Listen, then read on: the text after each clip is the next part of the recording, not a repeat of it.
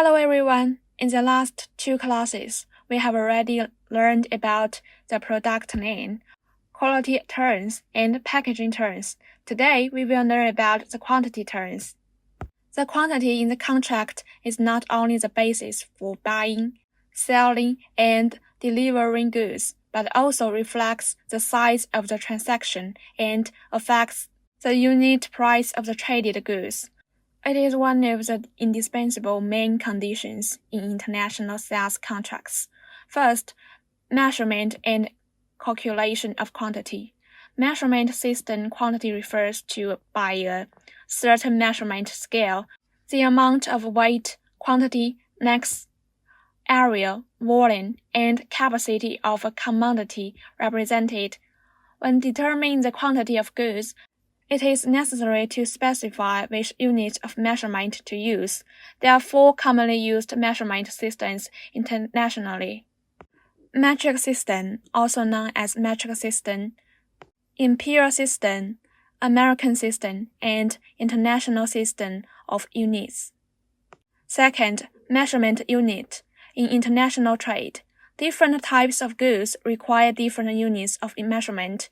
The following are commonly used: weight unit, quantity unit, length unit, area unit, volume unit, and capacity. Third, method for calculating weight. In international trade, there are many goods measured by weight, according to general business practices. There are usually 6 methods for calculating weight: gross weight, net weight, metric weight, theoretical weight, legal weight, and shipping weight. Gross weight refers to the weight of the product itself plus the weight of the packaging, which is also known as tail weight. Net weight refers to the weight of the product itself, which is the weight of the gross weight, minus the tail weight. Most goods traded by weight are priced based on net weight in international trade, which is the most common measurement method, if it is not explicitly stated in the contract. Whether gross weight or net weight should be used for measurement and pricing according to convention. Net weight should be used for measurement.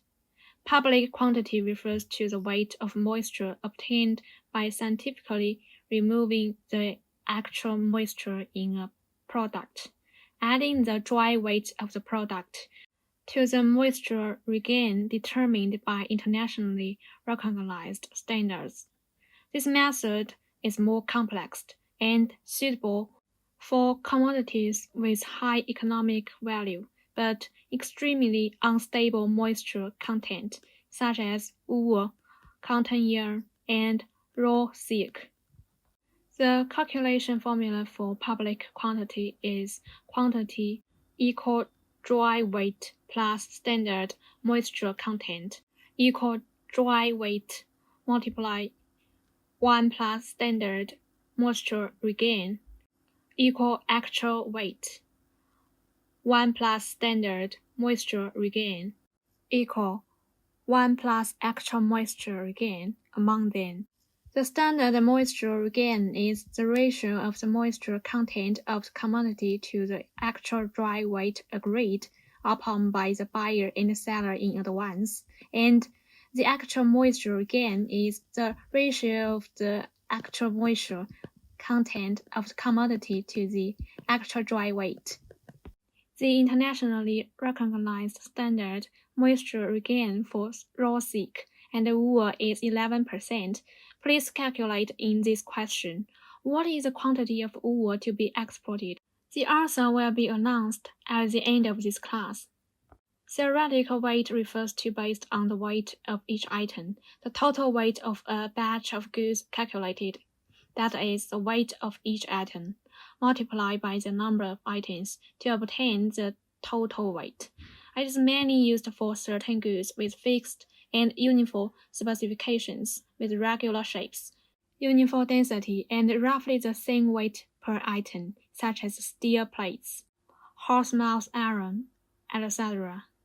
The legal weight refers to the weight of the product plus the packaging that comes into direct contact with the product, such as the weight of the sales packaging, inner packaging. Shipping weight, also known as loading weight, refers to the method of using the weight of the goods at the time of shipment as the actual delivery weight. This method is applicable to some goods during transportation that may experience weight reduction due to drying, shrinkage, loss, etc., and the seller is not responsible for the reduced weight. Second, quantity maneuvering, range. In international trade, the quantity of some goods can be accurately measured, but for some commodities such as grain, such as corn, soybeans, wheat, oil, coal, mineral sand, fertilizers, and other agricultural and industrial products, due to the large transaction volume, it's difficult to measure accurately, or due to the characteristics of the goods themselves, the influence of natural conditions, or the limitations of packaging methods, loading and unloading, and transportation conditions, such as cabin capacity. The actual delivery quantity of the seller is often not easy to meet. The original delivery quantity. For these goods, in order to facilitate contract performance and avoid disputes, a reasonable range of delivery quantity flexibility is often specified in the contract.